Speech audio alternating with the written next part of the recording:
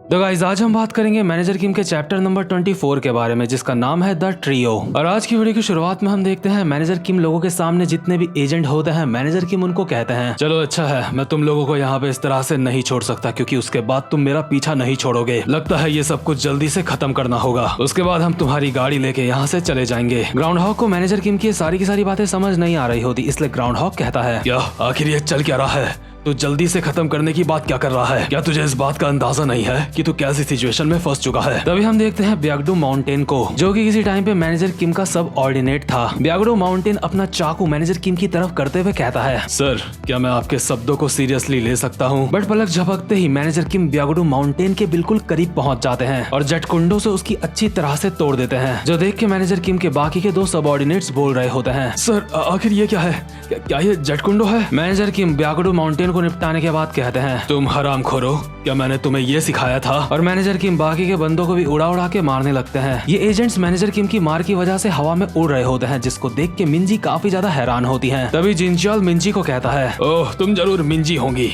बेटा, तुम काफी ज्यादा बड़ी हो चुकी हो। मिंजी कहती है, मिस्टर पार्क आप बिल्कुल भी नहीं बदले, मुझे आपसे मिलकर काफी ज्यादा अच्छा लगा। अभी किसी ने जिनचॉल की तरफ एक चाकू फेंका होता है, लेकिन उसके बावजूद भी जिनचॉल मिंची से बात करते हुए बोल रहा होता है, तो बताओ तुम्हारी पढ़ाई कैसी चल रही है?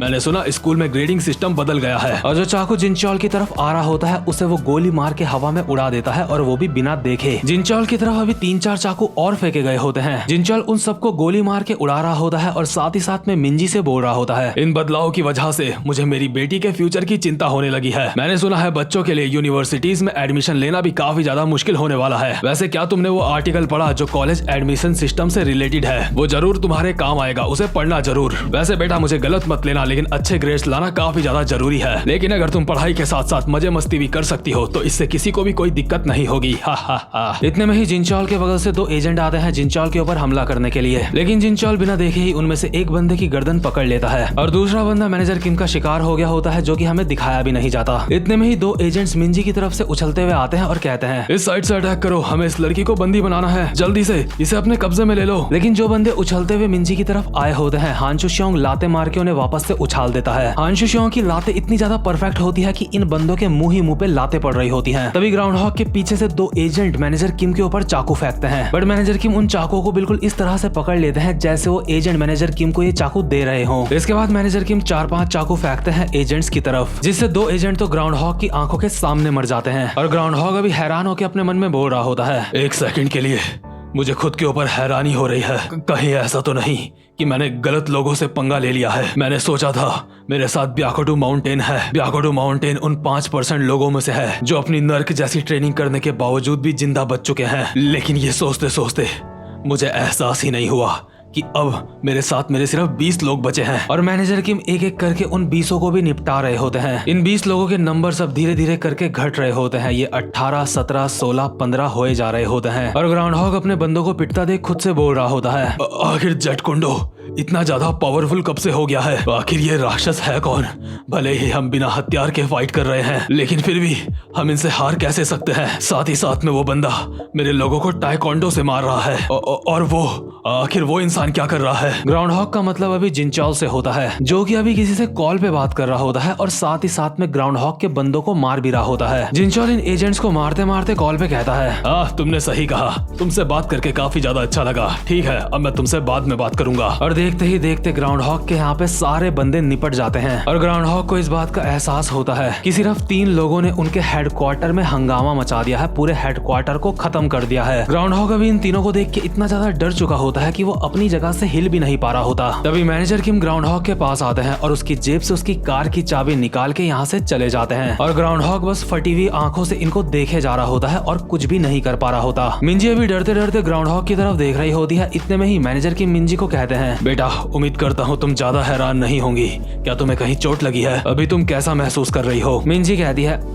मैं ठीक हूँ। मैनेजर किम मिंजी का हाथ पकड़ते हैं और कहते हैं, ठीक है अब यहाँ से चलते हैं, अब घर चलने का वक्त आ चुका है। इतने में ही जो डिप्टी मिनिस्टर जमीन में मरा पड़ा होता है उसका फोन बजता है, जो कि किया होता है मैनेजर नैम ने। और आई थिंक मैनेजर नैम को ग्राउंड हॉग ने बता दिया होगा कि यहाँ पे क्या हुआ होता है, इसलिए मैनेजर नैम हायरी के फादर को कहता है, सर मेरी अभी अभी उनसे बात हुई है, यहाँ जो कुछ भी हुआ है वो उस लड़की के फादर ने किया है। चेयरमैन जो कहता है, मुझे लगता है वो स्पेशल यूनिट में है या फिर किसी और चीज में। सच में ये मामला काफी ज्यादा दिलचस्प होता जा रहा है। मैनेजर नैम कहता है, सर सारी चीजें हमारे कंट्रोल में है। हो सकता है कि वो इंसान स्पेशल फोर्सेज में हो, लेकिन उसकी भी लिमिट्स होंगी। अगर पहले वो कभी मिलिट्री में था तो हमारा काम इससे और ज्यादा आसान हो जाएगा। एक बार जब हमारी फाइट उनके साथ स्टार्ट हो जाएगी तो उन्हें ये बहुत ही आसानी से एहसास हो जाएगा उनकी लड़ाई किसी ताकतवर इंसान से हो रही है या फिर नहीं। वहीं दूसरी तरफ जो जिनचाल होता है अपने कान में उंगली डाल रहा होता है। तभी हांशु से कहता है, क्या हुआ, क्या कोई दिक्कत है? जिनचाल कान में उंगली करते हुए कहता है, अजीब बात है, मेरे कान में खुजली हो रही है। दूसरी तरफ मैनेजर नैम चेयरमैन जो को बोल रहा होता है, अगर हम उन 5% एजेंट्स को हटा दें और उस लड़की का बाप सच में स्पेशल फोर्सेस में हुआ भी तो वो किसी भी काम का नहीं होगा, और इनकेस अगर चीजें कुछ भी गलत हुई तो हम उन्हें जान से मार देंगे। इसके बाद हम दोबारा से हेडक्वार्टर्स का सीन देखते हैं, जहाँ पे एक एजेंट पूरे समय बाथरूम में बैठा हुआ था। ये एजेंट अभी बहुत देर बाद बाथरूम से बाहर आता है और खुद से कहता है, इस इमरजेंसी की वजह से लगभग मैंने अपनी पैंट गंदी कर दी थी। शिट,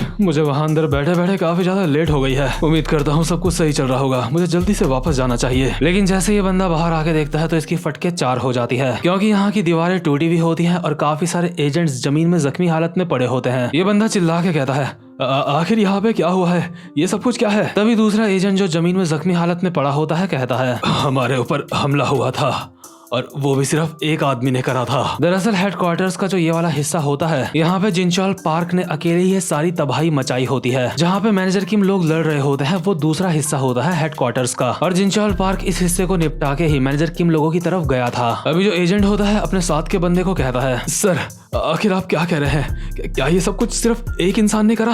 आखिर भला ऐसा कौन कर सकता है? इसके बाद हम देखते हैं जिनचाल को जो मस्त कार ड्राइव कर रहा होता है और हंसते हंसते मैनेजर किम लोगों को कहता है, अरे मैं तो भूल ही गया, मुझे माफ करना यहाँ पे देरी से आने के लिए। दरअसल तुम तक पहुँचने से पहले मुझे कुछ और बंदों को भी निपटाना पड़ा था। हांशु कहता है, लेकिन क्या तुम्हें इस बात पे पूरा यकीन है? तुम्हें अपना चेहरा नहीं ढकाना चाहिए था। जिनचाल कहता है, अरे चेहरे की किसको परवाह है, आर्मी में अपनी सर्विस मैं पूरी कर चुका हूँ। अभी जिनचाल लोग हेडक्वार्टर से बाहर निकल ही रहे होते हैं, इतने में ही उनके सामने 2 एजेंट्स खड़े होते हैं जो आपस में बात कर रहे होते हैं। एक एजेंट कहता है, क्या तुमने सेंट्रल कंट्रोल ऑफिस में कांटेक्ट करा? दूसरा बंदा कहता है, नहीं सर, वहाँ पे कोई भी जवाब नहीं दे रहा है, और वैसे भी वो लोग जवाब देंगे कैसे? मैनेजर किम लोगों ने उन सबको निपटा दिया है। जिनचाल अपने सामने इन दोनों बंदों को खड़ा देखता है, लेकिन उसके बावजूद भी वो हंसते हंसते इन दोनों के बीच से ही कार निकाल देता है। उसे कोई भी परवाह नहीं होती कि ये एजेंट मरे या फिर बचे। बट मिंजी ये सब कुछ देख के काफी ज्यादा हैरान हो जाती है और ये एजेंट्स अपनी जान बचाते हुए कहते हैं, आखिर ये क्या था? इतने में ही जो एजेंट होते हैं इनको मैसेज मिलता है कि बिल्डिंग के ऊपर हमला हो चुका है और जिन लोगों ने हमला करा है वो तबाही मचा के यहाँ से भाग रहे हैं। साथ ही साथ में सिक्योरिटी कैमरास पूरी तरह से टूट चुके हैं और अगर किसी भी एजेंट को कोई संदिग्ध इंसान दिखे या कोई भी लोग दिखे सीधा गोली मार देना। इसीलिए जो 2 एजेंट्स अभी कार से बचे होते हैं वो जिनचाल की कार के ऊपर फायरिंग शुरू कर देते हैं। लेकिन जिनचाल एक अलग ही लेवल का बंदा है, उसे गोलियों से बिल्कुल भी फर्क नहीं पड़ रहा होता और वो हंसते हंसते मैनेजर किम को इशारे में कहता है, हाँ सीधी वाली जेब में,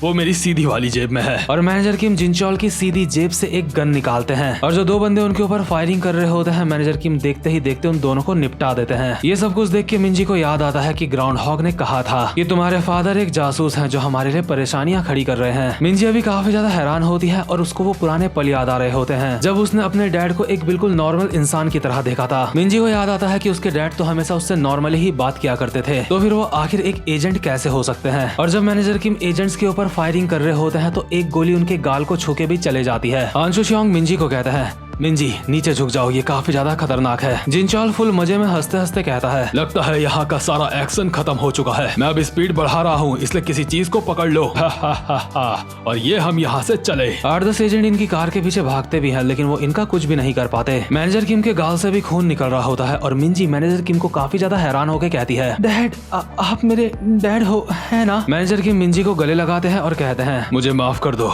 मुझे माफ कर दो मिंजी, मुझे माफ कर दो, तुम्हें इतना सब कुछ सहना पड़ा, मुझे माफ कर दो, मैं तुम्हें बचाने के लिए जल्दी नहीं आ पाया, लेकिन अब से कभी भी मैं तुम्हारे ऊपर एक आंच भी नहीं आने दूंगा। बेटा मुझे सच में माफ कर दो। और फाइनली अपने बाप की आवाज सुन के मिंजी की आंखों से भी आंसू आ रहे होते हैं। जिनचोल कार चलाते हुए कहता है, मैं तुम दोनों की खुशियों में दखल तो नहीं देना चाहता, लेकिन सीट बेल्ट पहन लो। तुम्हें पता है ट्रैफिक कानून आजकल काफी ज्यादा सख्त हो गए हैं। इतने में ही पीछे से एक ट्रक आता है और इनकी कार को टक्कर मार देता है। गाड़ी से काफी ज्यादा डिसबैलेंस होती है, लेकिन जिनचोल कार को संभाल लेता है। बट इतने में ही यहाँ पे 3-4 गाड़ियां और आ जाती हैं, जो मैनेजर किम लोगों की कार को चारों ओर से घेर लेती हैं। और कार के जो आगे वाला ट्रक होता है वो पीछे से अपनी डिक्की खोलता है, जिसके अंदर अभी खड़ा होता है manager name. Manager name call पे चेयरमैन जू को कहता है, सर अब हम शुरू करने वाले हैं। जिनचोल मैनेजर नैम के लिप्स रीड कर लेता है और कहता है, क्या शुरू करने वाले हैं? लेकिन क्या? लेकिन पीछे से ट्रक टक्कर मारता है इनकी कार को, जिस वजह से कार आगे वाली गाड़ी के अंदर चढ़ जाती है। लेकिन जिनचोल अभी अलग ही मस्ती में होता है। जिनचोल कहता है,